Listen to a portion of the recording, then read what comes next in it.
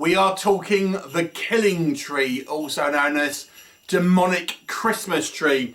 And this one is directed by Rhys Frake-Waterfield, who is actually the director of the upcoming Winnie-the-Pooh Blood and Honey movie, which was produced, as this was, by Scott Jeffrey, a prolific B-movie producer here in the UK. This one, obviously, a Christmas-themed horror B-movie. It plays it a little bit more schlocky and kind of non-serious than a lot of the other kind of movies that kind of come out of Scott Jeffrey's stable of film production companies. So what's the story? Well, it focuses on essentially a serial killer who is resurrected by his wife, although she gets the spell wrong and ends up putting his spirit in a Christmas tree. And this kind of then killer Christmas tree goes after the person that's kind of ended up getting him put away, so to speak, initially. And that happens to be this kind of young girl who's having a Christmas get-together of her own with a group of friends. What'll happen? You'll have to watch the movie and find out. So let's talk about what I think works in this movie. I have to say, I mean, this is apparent when you watch the kind of the intro of this movie. There are some sequences here that are actually quite well shot. I believe the DP was a guy called Vince Knight. And, you know, if you look at that kind of the intro sequence where we get our resurrection attempts by the serial killer's wife, there's some pretty decent kind of cinematography on display here and sort of camera work.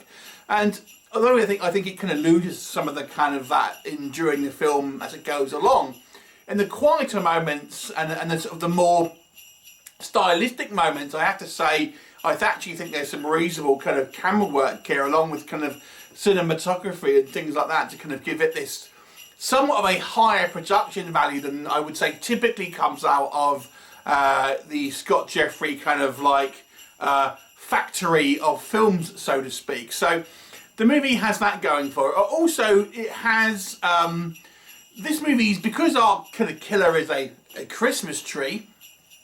It's partly down to a man in a suit when the Christmas tree grows in size. When it's outside, it can get a little bigger, so it tends to be CGI there. And although the CGI is not brilliant, I'm not expecting it to be kind of particularly kind of high profile CGI. But I actually think it did a good enough job of giving you that B-movie schlocky, feel that this movie is trying to kind of go for. One of the things I would say with a lot of the Scott Jeffrey produced movies is they tend to take the subject matter somewhat kind of seriously, or at least they attempt to, even though it's a lot of the time it's very silly and very schlocky.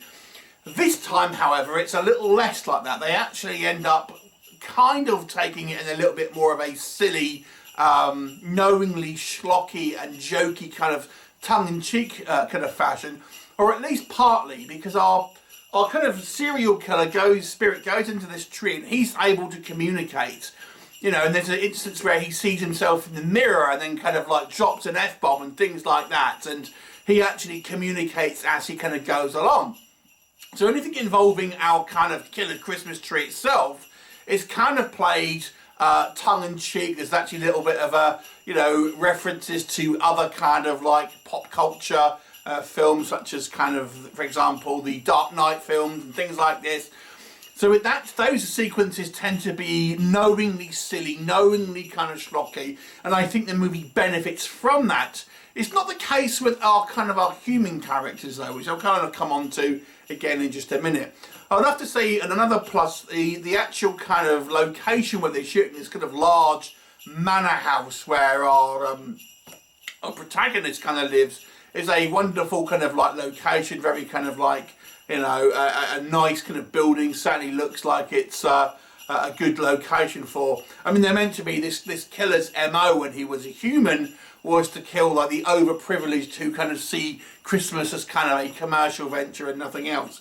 And obviously that's reflected in the fact that this young girl, or this woman, is in such a large kind of stately manor style property. So there was that.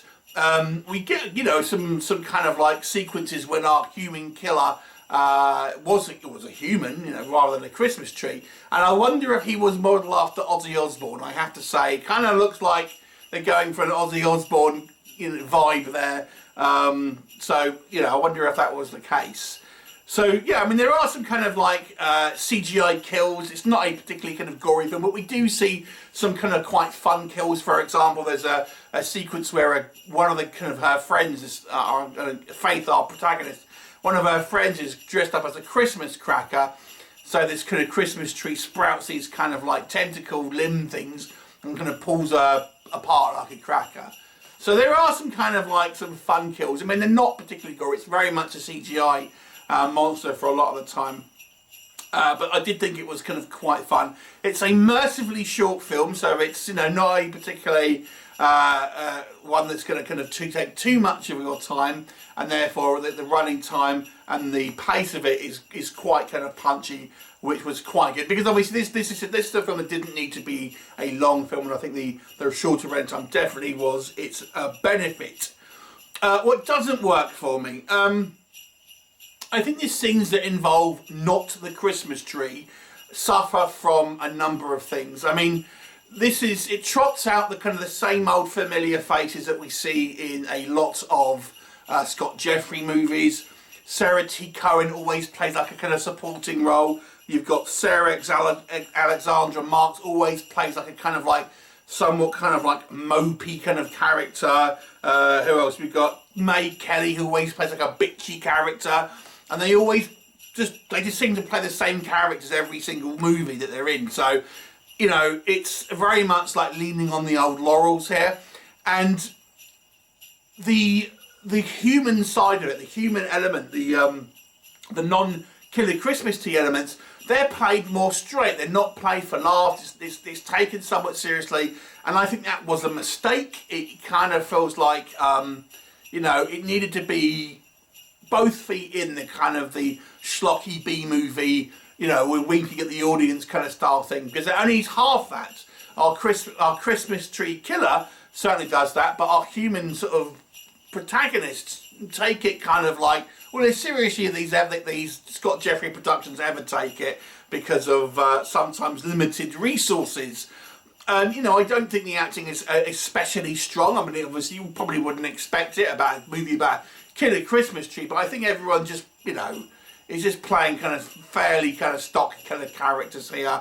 Our protagonist as well, I would say, because considering she's our lead sort of, you know, character, she seems to really kind of just throw her friends under the bus and not try and help them, which doesn't make her a particularly kind of sympathetic kind of character. You know, there's lots of her friends end up dying, and she just kind of legs it and runs away and hides and things like that most time, which, you know, I suppose you'd probably do if you saw a Killer Christmas Tree. But in a film, certainly one which is not clearly a particularly serious film, you want someone to kind of root behind, and I feel like she kind of didn't really do that, because she just feels like somewhat of a coward, to be honest. There is that. Yeah, I mean, the budget is low. I mean, I think the production value looks higher than a lot of Scott Jeffrey productions, but there are some instances where the budget does show through. There's some kind of flubs in regards to some of the effects. There's, for example, a sequence where the Christmas tree like flings out something to try and kill a guest that's running away, and you like clearly can see wires on this thing that's being flung out, and we see like, you know, human hands come out the kind of the Christmas tree when it's a practical suit and things like that, you know, at times as well. And I'm thinking, surely this was picked up at editing. I mean, surely if you could edit those couple of seconds out, and you would other than that, you would get away with it. But it just seems to me the quality control in a lot of these kind of movies is relatively lax. Oh, don't worry about that, you know. I mean, they're small things, but, you know, they ultimately kind of add up. Now, again, because it is a lower budget movie, they can't afford to have the expensive kind of CGI effects of this Christmas tree killer all the time. And they do use practical effects while it's inside the building to make it smaller. But we spend a lot of time with our kind of, our human sort of characters just kind of like going through the kind of the drama and things like this. And, you know, it's like we haven't really built these characters up to be any type of kind of, you know, real kind of people, and it feels, you know, it's padding out the running time ultimately. And there's some odd choices, like we have a couple which is meant to this is meant to be taking place in England in December, and then we get a couple in the bikinis by the pool in the night. What? There's also like apparently when this human killer, when this you know, the spirit of this killer Christmas tree was once a human, and he was apparently executed. We don't have executions in England, and this is not one of those movies where it's pretending to be in America either. So there's like fast and loose kind of like little things that this movie does.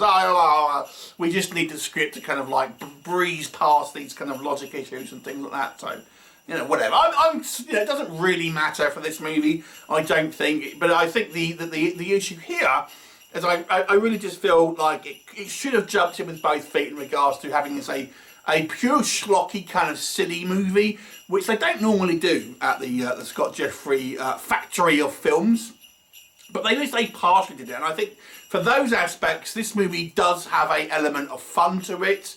You know, the actual Christmas killer tree scenes, I think, are fun. The character is kind of channeling sort of later Freddy Krueger, if that makes sense. A sort of sick, twisted kind of sense of humour. But it does give it at least something for our characters to interact with, rather than a kind of you know, a creature that just growls and things like that. It gives it a little bit of a sort of personality, and that was the best aspect of this film, the most fun aspect of the film, along with the absurd, obviously, idea that we have a possessed kind of killer Christmas tree. And I've got to say as well that the final thing, the ending is a little weak with this movie. Overall, you know, I've got to say this was a somewhat kind of fun B movie. You know, it's not as schlocky as I would want it to be. You know, it kind of is in that mid ground where it's partly there but not quite. But nonetheless, I do think this is better than a low budget movie that tries to take itself too seriously and doesn't quite, you know, manage to get past the silly concept. They somewhat embrace it, and it makes it somewhat of a kind of a fun movie, albeit I don't think it went quite far enough. So it's a 5 out of 10 for me. Have you seen it? What did you think of it? Leave me a comment, and I'll look forward to seeing you next time. Bye for now.